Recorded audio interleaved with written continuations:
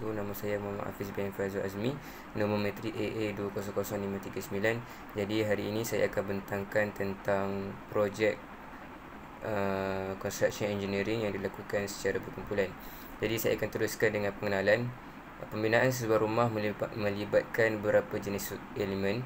Contoh elemen yang terlibat ialah substruktur asas, tiang, lantai, dinding dan elemen-elemen lain. Setiap elemen perlu dibina dengan teliti dan berhati-hati. Pembinaan elemen yang kukuh dan selamat menjamin keselamatan pengguna. Jadi dalam pembinaan sesebuah rumah melibatkan beberapa elemen. Setiap elemen perlu dibina dengan berhati-hati dan teliti agar menjamin keselamatan pengguna dan mengelakkan daripada berlakunya kemalangan. Jadi saya akan teruskan dengan substruktur asas. Substruktur yang asas yang dipilih ialah asas jalur. Faktor pemilihan sesuai dijadikan asas pelbagai jenis bangunan rumah, yakni pelbagai jenis rumah sesuai digunakan dengan struktur asas jalur ini. Seterusnya dapat bertahan terhadap gerakan tanah. Landasan jalur boleh dipasang pada kedalaman minimum. Reka bentuk asas jalur ini, asas tidak patut berlakunya enapan dan keluasan asas perlu mencukupi dan kukuh agar struktur bangunan itu tidak berlaku enapan. Seterusnya ialah bahan binaan. Bahan binaan yang diperlukan ialah konkrit yang digaul bersama batu baur, simen dan juga air. Seterusnya alatan mesin yang digunakan ialah konkrit power mixer untuk menggaul konkrit. Seterusnya skop untuk mencurahkan simen ke dalam acuan. Seterusnya ialah kereta sorong untuk memudahkan pergerakan konkrit yang dibawa ke kawasan asas. Seterusnya ialah proses pembinaan. Pemancangan ditandakan, tanah dikorek mengikut kedalaman yang ditetapkan, konkrit digaul dalam konkrit power mixer, acuan diletakkan di dalam kawasan asas, tertulang yang siap diikat diletakkan di dalam acuan, konkrit dituang ke dalam acuan dan dibiarkan kering. Seterusnya ialah kelebihan dan kekurangan asas jalur. Kelebihannya ialah tahan terhadap pelbagai jenis retakan dan pecah, mudah untuk dipasang dan diselenggara, keupayaan asas yang tinggi, menyediakan pelbagai jenis susun atur. Untuk kekurangannya ialah ruang di bawah asas itu tidak dapat digunakan sebagai sebuah bilik. Kerja-kerja pembinaan yang rumit kerana memerlukan pengiraan oleh pakar-pakar yang tertentu. Assalamualaikum warahmatullahi wabarakatuh dan salam sejahtera. Nama saya Muhammad Nur Afan bin Azman dan saya akan membentangkan mengenai tiang dan kemasannya. Tiang yang digunakan pada rumah ini adalah tiang bata dan berikutlah contoh-contoh tiang bata. Yang pertama, faktor pemilihan. Tiang yang dipilih ialah tiang bata. Tiang bata sesuai digunakan pada setiap jenis rumah kerana sifatnya yang mampu menampung beban dari lantai ke rasuk yang kemudiannya dipindahkan ke asas tapak. Tiang bata juga mempunyai reka bentuk yang tahan lama dan mampu menahan suhu yang tinggi atau rendah di samping menahan bencana alam kecil seperti banjir kecil. Kos bahan tiang bata juga agak rendah dibandingkan dengan jenis tiang yang lain. Reka bentuk. Struktur tiang perlu tahan lasak dan sangat kukuh demi menjaga nyawa di dalam rumah. Maka, pembinaan tiang bata yang terdiri daripada bahan tahan lasak dan kos yang sangat murah sesuai dengan cita rasa rakyat Malaysia. Lebih-lebih lagi, tiang jenis ini amat bersesuaian dengan iklim dan cuaca di negara kita. Yang ketiga, bahan binaan. Simen, pasir, air, batu bata. Dan yang keempat, alatan yang digunakan. Sudip, hok, papan mortar, timber, skop, kereta sorong, cangkul, baris kemasan. Yang kelima, proses binaan. Gali lubang segi empat sama di mana tiang perlu didirikan. Membuat bingkai berukuran 4 inci lebih panjang dan lebar daripada lajur. Yang ketiga, membancuh simen, pasir dan air untuk menghasilkan mortar. Yang keempat, isi bingkai dengan konkrit dan biarkan sehingga kering. Yang kelima, tanggalkan bingkai dan lap bata pertama yang akan digunakan. Yang keenam, jajak bahagian luar dan dalam jalan lalu ambil semula bata. Yang ketujuh, sebarkan 1/8 inci lapisan lesung pada garisan yang telah dilukis. Yang ke-8, letakkan bata di atas mortar. Yang ke-9, ulang langkah 6 dan 7 tetapi putarkan 180 darjah setiap kali melakukan langkah 7. Yang ke-10, licikkan sendi yang tinggal. Dan yang ke-11, melakukan proses lebaan pada tiang. Yang terakhir, kelebihan dan kelemahan. Tiang bata tentulah mempunyai kelebihan dan kekurangannya yang tersendiri. Antara kelebihannya ialah kos yang lebih murah berbanding tiang jenis lain. Tiang bata juga boleh disempurnakan dengan mudah kerana proses pemasangannya yang hanya memerlukan ikatan untuk disempurnakan. Hal ini membuatkan ramai antara rakyat kita menggemari tiang bata berbanding tiang lain. Tiang bata mempunyai kelemahan yang sangat ironi kerana ia memakan masa yang agak lama. Hal ini kerana tiada mesin yang boleh menyempurnakan ikatan bata dengan jangka masa yang cepat. Sebabkan itu, proses penyediaan tiang bata juga akan memaksa lebih banyak tenaga kerja. Hal ini dilakukan untuk mempercepat proses pemasangan tiang bata dan meningkatkan kejiduan atau efisien dalam melaksanakan proses ini, lantas memuaskan hati pemilik rumah. Assalamualaikum warahmatullahi wabarakatuh. Nama saya Muhammad Izzuddin bin Zainuddin. Hari ini saya akan menerangkan tentang lantai dan kemasannya. Lantai yang dipilih oleh kami ialah lantai bawah padu. Lantai yang dipilih amat sesuai untuk bangunan seperti rumah teres bertingkat yang telah dipilih oleh kami kerana boleh menampung beban hidup dan mati dan tahan lasak. Antara faktor lain ialah untuk keselesaan penghuni, ia termasuk sekali dengan suhu lantai yang tidak terlalu panas dan tidak terlalu sejuk dan tidak terlalu licin agar penghuni tidak mudah jatuh. Secara amnya, lantai haruslah mempunyai permukaan yang rata dan stabil agar dapat menampung beban hidup dan mati. Oleh yang demikian, kami memilih lantai berkemasan mozaik kerana coraknya dan tahan lasak dan kualiti bahannya yang sesuai dengan citarasa rakyat Malaysia. Tahan lasak dan mudah dibersihkan juga merupakan faktor utama pemilihan reka bentuk kemasan mozaik untuk komponen rumah kami. Setiap perkara pasti ada kebaikan dan keburukannya. Sama juga seperti lantai ini. Terdapat beberapa kelebihan dan kelemahan apabila menggunakan lantai jenis mozaik. Antara kelebihannya ialah mozaik nampak lebih cantik kerana mempunyai pelbagai jenis warna dan corak. Selain itu, belakang mozaik mempunyai monolitik alur yang bergigi supaya paving akan lebih kuat.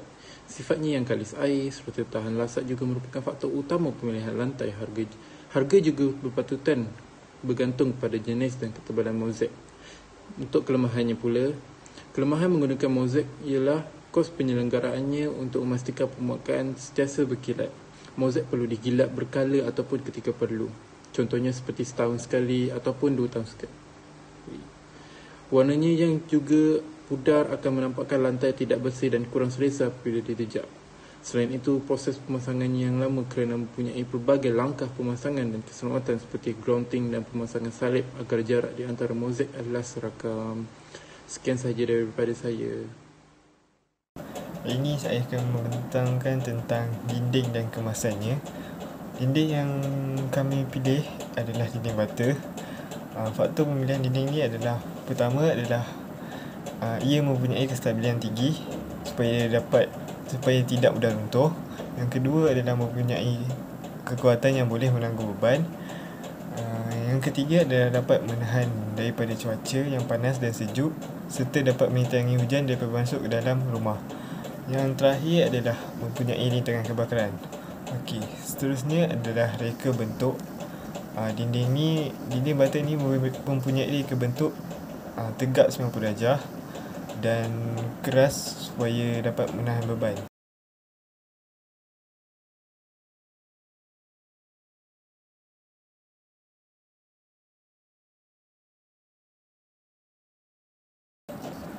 Okey, seterusnya adalah proses pembinaan. Yang pertama adalah menyediakan pelan untuk pembinaan dinding bata. Pelan ini perlu disedia sebelum proses pembinaan bata dijalankan. Yang kedua adalah membancuh simen, pasir dan air untuk membuat mortar. Hasil campuran ni perlu mengikut nisbah yang ditetapkan, iaitu 1:3 ataupun 1:4. Yang ketiga adalah membina dinding bata mengikut jenis ikatan yang telah ditetapkan.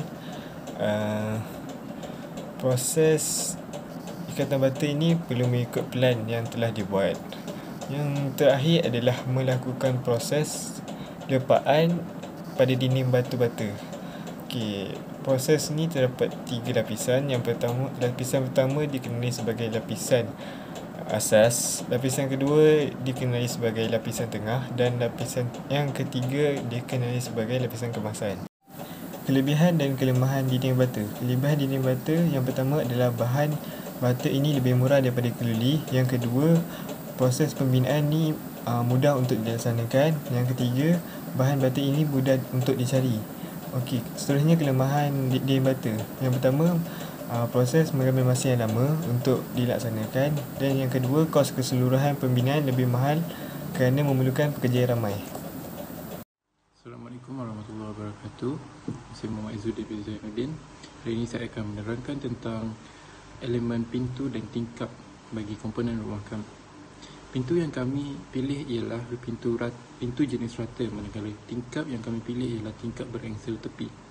Tingkap merupakan komponen yang penting dalam pembinaan tembok, di mana tingkap berfungsi sebagai membolehkan kemasukan sinar siang, mengadakan pengedaran udara, menebat haba dan bunyi, dan juga menghalang angin dan tempias hujan. Manakala pintu merupakan penghubung dari bilik ke ruang tamu ataupun dari bilik ke ruang-ruang yang lain.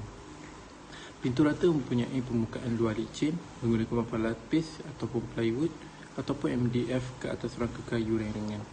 Bahagian-bahagian yang berongga sering diisi dengan bahan cardboard seperti teras. Manakala tingkap berangsel tepi pula dipilih kerana reka bentuknya yang moden dan sesuai dengan bentuk rumah di Malaysia. Reka bentuk bagi pintu ialah berbentuk segi 4 tepat dan berketinggian 2100 hingga 2400 mm dan lebarnya ialah 800 hingga 1000 mm. Ukuran ini adalah ukuran yang standard bagi pintu-pintu di Malaysia. Bagi tingkap pula, 680 mm lebar dan juga 1000 mm tinggi. Kebiasaannya tingkap akan dipasang secara bersama dalam 2 ataupun 3 bagi rumah kecil di Malaysia. Kaca-kaca yang dipilih juga berwarna agak gelap agar tiada cahaya yang berlebihan masuk ke dalam rumah. Setiap pintu dan tingkap mempunyai kelebihan dan kelemahannya tersendiri. Antara kelebihan pintu rata ialah harganya yang berpatutan. Selain itu, permukaan pintu yang cantik dan boleh digunakan dalam jangka masa yang lama. Perkara ini boleh dilihat kerana kebanyakan rumah di Malaysia menggunakan pintu jenis rata kerana ketahanan dan kualitinya. Kelemahannya pula bahagian tombol mudah dipecahkan kerana mekanikalnya yang mudah dan tidak kompleks. Selain itu, pintu jenis ini hanya sesuai untuk rumah yang mempunyai bingkai kecil. Jika rumah itu besar, maka bingkai besar perlu dititik beratkan supaya selari dengan standard rumah. Bagi tingkap pula, kebaikannya ialah mampu bertahan lama kerana majoriti mengatakan tingkap ini boleh bertahan sehingga 80 tahun. Selain itu, kos penyelenggaraannya yang mudah kerana hanya lap dengan kain dan sabun saja untuk kekalkan tingkap sentiasa bersinar-sinar. Bagi keburukannya pula, ianya kaca sukar ditanggalkan jika ingin menukar kaca yang lebih tebal. Selain itu, tingkap jenis ini mengambil banyak proses untuk memasangnya. Sekian daripada saya. Terima kasih. Okey, seterusnya saya akan membentangkan tentang rasuk dan kemasannya. Okey, rasuk yang kami pilih adalah rasuk konkrit bertertulang. Faktor pemilihan dia adalah yang pertama, mempunyai kekuatan yang kuat untuk menanggung beban. Yang kedua, rasuk ini dapat mengikut jenis bangunan yang akan dibina. Yang ketiga adalah sifat dia yang tahan lama. Yang keempat adalah banyak digunakan oleh setiap rumah. Okey, seterusnya adalah reka bentuk untuk rasuk ini. Reka bentuk dia, rasuk konkrit bertertulang ini punya beberapa jenis. Yang pertama adalah rasuk utama, yang kedua rasuk kedua, yang ketiga rasuk peringkat dan akhir sekali rasuk tepi. Okey, terdapat beberapa reka bentuk untuk rasuk ini. Antaranya adalah rasuk berbentuk seranjah, topang mudah dan juluh. Okey, reka bentuk ni, sebuah rasuk ni perlu dipilih mengikut bentuk bangunan yang akan dihasilkan.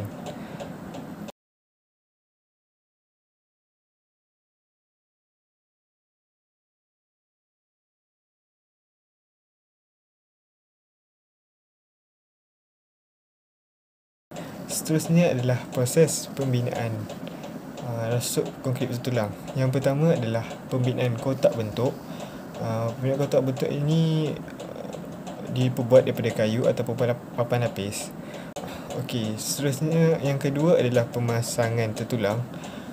Proses pemasangan tertulang perlu dilakukan sebelum tertulang dimasukkan ke dalam kotak bentuk.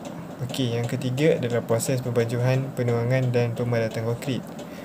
Proses ini dilakukan menggunakan mesin-mesin yang telah dikhususkan. Okey, yang keempat adalah pengawitan konkrit. Proses pengawitan perlu dilakukan untuk memastikan kerasan konkrit mencapai tahap yang dikehendaki. Kelebihan dan kelemahan rasuk konkrit bertertulang. Kelebihan dia adalah yang pertama, tidak mudah berkarat. Yang kedua, mempunyai sifat kebolehkerjaan dan kekuatan yang tinggi. Dan yang ketiga, rasuk ini mempunyai ketahanan yang lebih lama. Okey, seterusnya ada kelemahan. Kelemahannya yang pertama adalah kos pembinaan yang tinggi. Yang kedua adalah pembinaan mengambil masa yang terlalu lama. Dan yang terakhir adalah proses pembinaan yang rumit. Kita teruskan dengan struktur dan reka bentuk tangga. Tangga di rumah ni adalah tangga konkrit dan dihabiskan dengan kayu trim.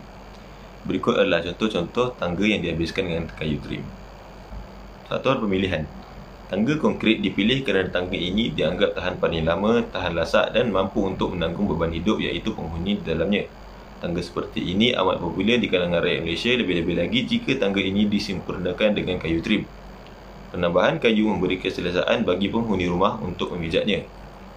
Reka bentuk. Untuk membina teras yang indah dan selesa, sangat penting untuk membina tangga yang selesa dan tahan lasak yang boleh dibuat dari pelbagai bahan dan kombinasi. Bata, kayu dan konkrit sering digunakan untuk membuat tangga. Walhal dalam kes ini, kami menggunakan kombinasi konkrit yang disempurnakan dengan kayu trim. Tangga ini mengambil reka bentuk tangga suku pusingan kerana reka bentuk yang sederhana dan mudah untuk dilakukan. Bahan pembinaan adalah air, simen, batu bau kasar, pasir dan kayu. Alat yang diperlukan adalah sudip, hok, papan mortar, timber, skop, kereta sorong, cangkul dan pembaris kemasan. Proses pembinaan. Yang pertama, campurkan simen pasir dan air untuk menghasilkan mortar. Yang kedua, membuat kotak bentuk. Yang ketiga, memasang tulang. Yang keempat, menuang konkrit dan biarkan sehingga keras. Yang kelima, membuka kotak bentuk. Dan yang keenam, menghabiskan lapisan konkrit dengan kayu trim. Kelebihan dan kelemahan. Tangga konkrit mempunyai banyak kelebihan, contohnya terdapat tangga pasang siap sedia ada untuk mempercepat proses pembinaan. Ia mempunyai kekuatan dan kebolehpercayaan yang tinggi yang mampu menahan beban yang ketara. Tangga konkrit juga mempunyai ketahanan yang tinggi kerana bahan semula jadi yang bermutu tinggi. Tangga jenis ini mempunyai rintangan kepada kelembapan dan kebakaran, lantas membuktikan ia selamat untuk digunakan sebagai tangga utama jika kebakaran berlaku. Tangga ini juga tidak memerlukan perhatian khas dan lebih tahan dengan perubahan suhu. Lain sekali, tangga ini juga sangat cocok digunakan dengan beberapa bahan berbeza, misalnya kayu trim, marmar dan kaca.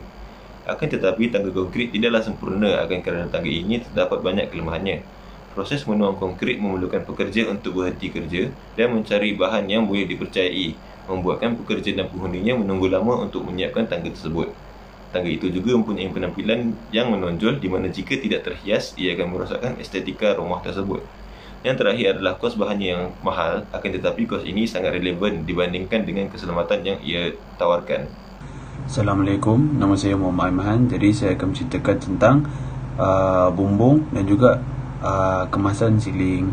Jadi yang pertama, faktor pilihan. Bumbung jenis curam ini dapat mengelakkan daripada air bertakung. Yang kedua, bumbung jenis curam ini banyak digunakan untuk perumahan komersial. Untuk reka bentuk bumbung kami, yang pertama, ia mempunyai kecurunan lebih daripada 10 darjah. Yang kedua, ia dapat mengelakkan daripada air bertakung yang dapat merosakkan bumbung tersebut. Yang ketiga, antara bahan binaan yang diperlukan ialah bumbung jenis seramik, metal deck, skru, kayu, papan plywood, metal plate, bulu mineral dan juga penebat. Bagi alatan untuk bumbung, yang pertama, gerudi tangan. Yang kedua, pemutar skru. Yang ketiga, pisau pemotong. Yang keempat, penukul. Dan yang kelima, aluminium bar. Untuk proses pembinaan bumbung kami, yang pertama, bagi kerangka yang menggunakan keluli, sebelum kekuda dipasang, dinding akan diletakkan dengan skru pengikat untuk mengikatkan kekuda terlebih dahulu. Yang kedua, jarak antara kekuda adalah 3 ataupun 4 di antara satu sama lain. Yang ketiga, besi keluli yang lain akan dipasang di atas kekuda pada arah melintang yang dikenali sebagai beroti. Yang keempat, jarak dari beroti bergantung pada saiz atap genting yang digunakan. Nombor 5, bagi kerangka yang dibuat daripada kayu, kerangka akan dibuat selepas pembinaan tiang atas. Yang keenam, plat tembok akan diletakkan di atas rasuk bumbung dan akan dipakukan. Nombor 7, telulang perabung akan diletakkan di atas tiang dan dipakukan. Nombor 8, perantara tiang atas ke tiang akan dipasangkan kekuda. Nombor 9, jarak antara kekuda adalah 2 sahaja. Nombor 10, jarak antara beroti ke beroti sama dengan jarak beroti menggunakan keluli. Dan yang terakhir, beroti dan kasau dibina di mana kedudukan hujungnya berlebihan. Kedudukan hujung dia akan berlebihan daripada paras dinding. Baik, untuk pemasangan yang kedua, iaitu pemasangan penutup bumbung. Jadi penutup bumbung yang dipilih oleh kumpulan kami ialah gentian atap konkrit. Jadi ia merupakan proses terakhir dalam pembinaan bumbung. Jadi gentian itu dipasang di atas struktur binaan bumbung tersebut. Antara kebaikan bumbung pilihan kami, yang pertama, ia mudah untuk dibaiki jika berlaku kerosakan. Yang kedua, gentian konkrit merupakan bahan ataupun bumbung yang dibuat daripada bahan yang mesra alam. Dan yang ketiga, ia mempunyai daya ketahanan yang tinggi yang bermaksud ia dapat bertahan dengan lama, boleh melebihi daripada tempoh 50 tahun. Antara keburukan yang didapati ialah kos yang mahal kerana bahan yang digunakan untuk membina gentian tersebut daripada bahan yang berkualiti, dan juga ia memerlukan mesin berteknologi tinggi untuk menghasilkan gentian tersebut. Jadi untuk elemen kedua rumah kami, iaitu siling dan kemasan. Jadi siling pilihan rumah kami ialah siling plaster.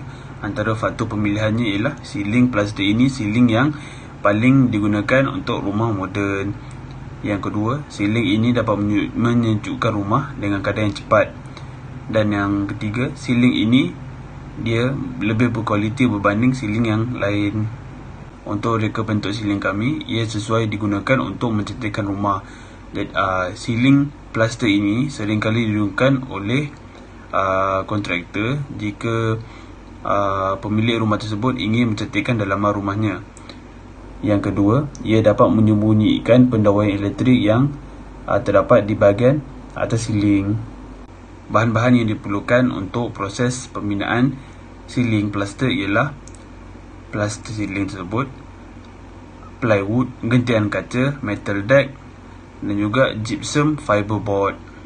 Untuk alatan binaan yang diperlukan ialah gerudi, pemutar skru, spatula, pisau pembinaan, kertas pasir, Peter Scotch, kit sealant dan juga gam.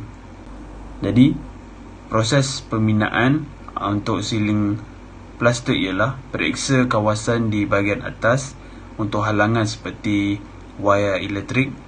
Yang kedua, tandakan persilangan untuk menjadi rujukan sewaktu untuk gerudi untuk memasang skru supaya siling itu melekat. Yang ketiga, gunakan T sokongan jika bekerja berseorangan. Jika bekerja dengan pasangan, tidak perlukan T sokongan. Yang keempat, memasang drywall di bahagian sudut bilik tersebut. Yang kelima, memasang siling menggunakan skru dan juga pemutar skru. Yang keenam, gunakan pisau untuk memotong lebihan siling yang tidak diperlukan. Dan nombor 7, kita mestilah selesaikan kerja siling sebelum kerja dinding. Antara kelebihan menggunakan siling plaster ini ialah ia dapat mencantikkan kawasan dalam rumah. Yang kedua, siling ini dia kalis api yang dapat mengelakkan daripada pemarakan api. Yang ketiga, ia mempunyai proses pemasangan yang mudah. Antara kekurangan plaster siling ini ialah ia tidak kalis air. Jika berlaku kebocoran di bahagian atas, ia akan meninggalkan topok yang berwarna kuning pada siling yang tidak sesuai untuk dipandang. Akhir sekali saya akan bercakap tentang kesimpulan. Setiap elemen dalam pembinaan rumah memainkan peranan yang tersendiri dalam menjamin keselamatan rumah kepada pengguna, maka rumah yang dibina perlulah selamat dan selesa untuk didiami. Maksudnya di sini ialah rumah tersebut perlu selamat dan selesa untuk tuan rumah itu tinggal di rumah tersebut. Sekian daripada saya, terima kasih.